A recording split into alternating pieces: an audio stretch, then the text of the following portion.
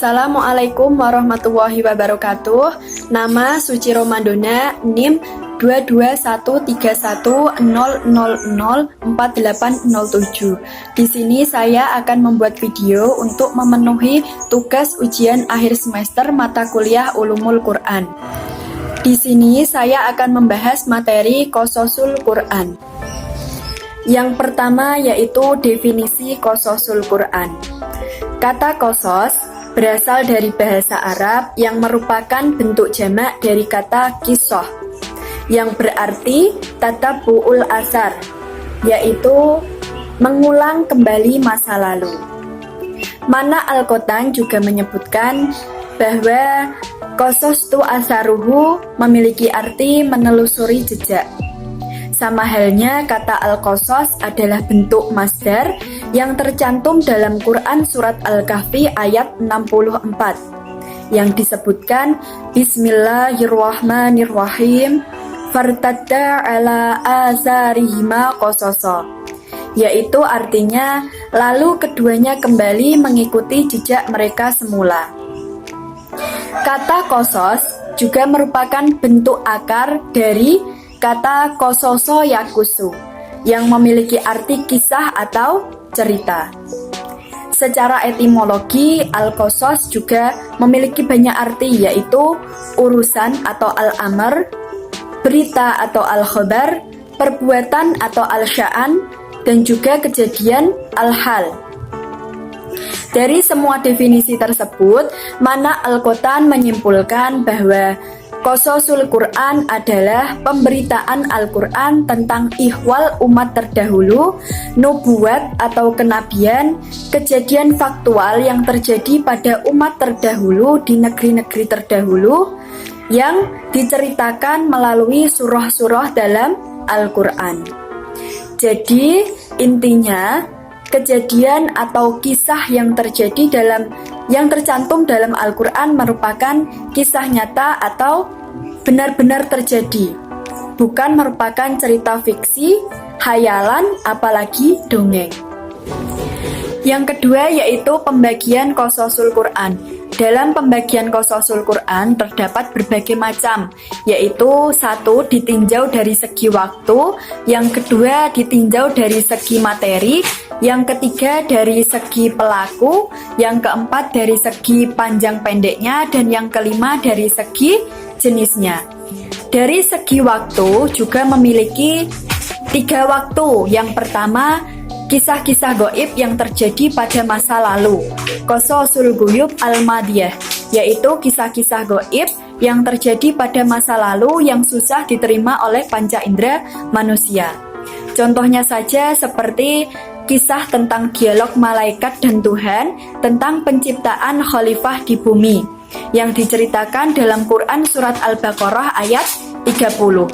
Yang kedua, kisah tentang penciptaan alam semesta yang tercantum dalam Quran surat Al-Furqan ayat 59. Yang kedua, ada kisah-kisah gaib yang terjadi pada masa kini atau masa sekarang, Qososul Ghuyub al-Hadirah, yaitu kejadian-kejadian gaib yang terjadi pada masa sekarang dan akan tetap terjadi pada masa yang akan datang.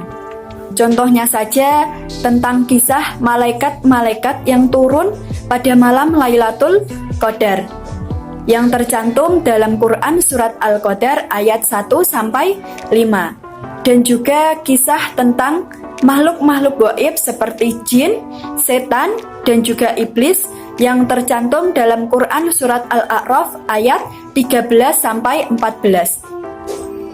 Yang ketiga yaitu ada kisah-kisah gaib yang terjadi pada masa yang akan datang, Qososul Ghuyub al-Mustaqbalah, yaitu kisah atau suatu peristiwa yang belum terjadi pada saat turunnya Al-Quran. Contohnya saja kisah kemenangan Byzantium atas Persia yang terjadi 7 tahun setelah turunnya Al-Quran. Hal tersebut atau kisah tersebut tercantum dalam Quran surat Ar-Rum ayat 1-4. Yang kedua yaitu Qasasul Quran ditinjau dari segi materi. Dari segi materi terdapat beberapa kisah yang diceritakan. Yang pertama yaitu kisah tentang dakwah para nabi, fase-fase dakwah beliau, tentang mukjizat-mukjizat para nabi, tentang penentang dan juga pengikut para nabi. Sama halnya cerita tentang Nabi Ibrahim beserta mukjizatnya yang tercantum dalam Quran Surat Al-Anbiya ayat 69. Yang kedua ada kisah tentang kesolehan orang-orang yang belum diketahui status kenabiannya agar dapat dicontoh dan juga diteladani, dan tokoh-tokoh durjana agar dapat dijauhi dan juga tidak diikuti. Contohnya saja kisah Luqman Al-Hakim pada Quran Surat Luqman ayat 12-13. Yang ketiga ada kisah-kisah yang berhubungan dengan peristiwa yang terjadi pada masa Rasulullah. Contohnya saja kekalahan umat muslim pada perang Uhud yang tercantum dalam Quran Surat Ali Imran ayat 165. Yang ketiga yaitu Qasasul Quran ditinjau dari segi pelaku. Yang pertama yaitu kisah tentang manusia di mana pelakunya adalah manusia. Seperti contoh kisah para nabi dan rasul, kisah Ali Imran, kisah Sayyidah Maryam, kisah Fir'aun, kisah Qarun dan sebagainya. Yang kedua yaitu kisah tentang malaikat di mana pelakunya adalah para malaikat dan mengisahkan tentang malaikat. Yang ketiga yaitu mengisahkan tentang jin, di mana seperti kisah jin Ifrit yang tercantum dalam Quran Surat An-Naml ayat 39-40. Dan yang terakhir yaitu tentang binatang yang pelakunya adalah para binatang.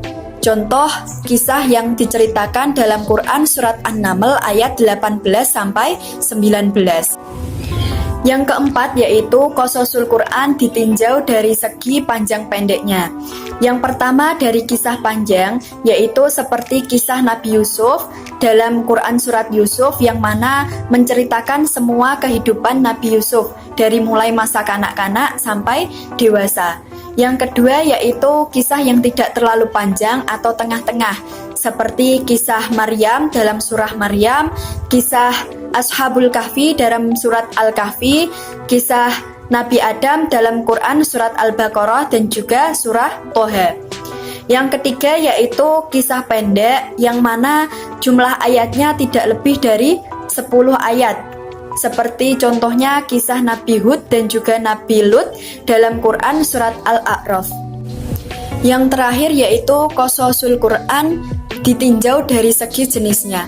Dari segi jenisnya terdapat dua jenis. Yang pertama kisah tentang sejarah atau Qisatut Tariyah, yaitu bisa berupa sejarah para nabi dan juga para rasul. Yang kedua yaitu kisah tentang perumpamaan atau Qisatut Tamsiliyah, yaitu dalam Al-Quran diperjelas tentang perumpamaan seperti keimanan atau tauhid diumpamakan adalah pohon yang senantiasa menghasilkan buah yang baik, tercantum dalam Quran Surat Ibrahim ayat 24-25. Selanjutnya yaitu manfaat Qasasul Quran.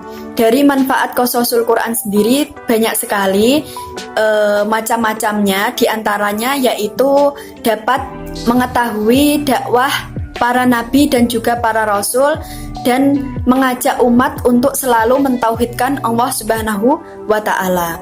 Yang kedua, meneguhkan hati Rasulullah dan hati umatnya atas agama Allah, membenarkan nabi-nabi terdahulu dan juga menyibak kebohongan ahli kitab dengan hujah. Yang terakhir yaitu tujuan dari Qasasul Quran. Tujuan dari Qasasul Quran sendiri yaitu yang pertama menetapkan kebenaran bahwa Rasulullah SAW memang benar menerima wahyu dari Allah Subhanahu wa Ta'ala. Yang kedua yaitu bisa dijadikan ibrah atau pelajaran bagi manusia tentang kisah-kisah yang baik kita teladani dan kisah-kisah yang buruk kita jauhi. Sekian video dari saya tentang Qososul Quran, semoga bermanfaat dan mohon maaf bila ada perkataan yang kurang berkenan. Wassalamualaikum warahmatullahi wabarakatuh.